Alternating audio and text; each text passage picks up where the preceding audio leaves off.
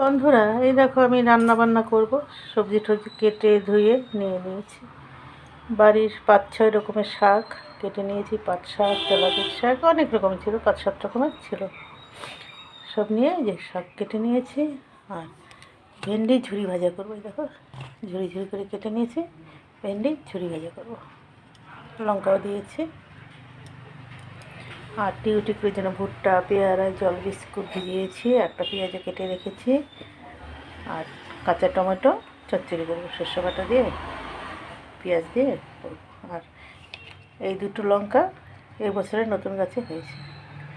আর এই 3টা যে এনেছি এটা গেলা বছরে পুরানো গাছে হয়েছে, মানে একটু খাটো খাটো হয়ে গেছে, গাছটা পুরানো হয়ে গেছে। আর এটা নতুন গেলা বছর এর থেকেও মনে হয় লম্বা ছিল।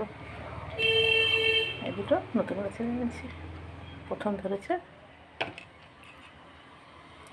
তোমরাও বাড়িতে এরকম 2-4টা লঙ্কা গাছ লাগায় রাখবা।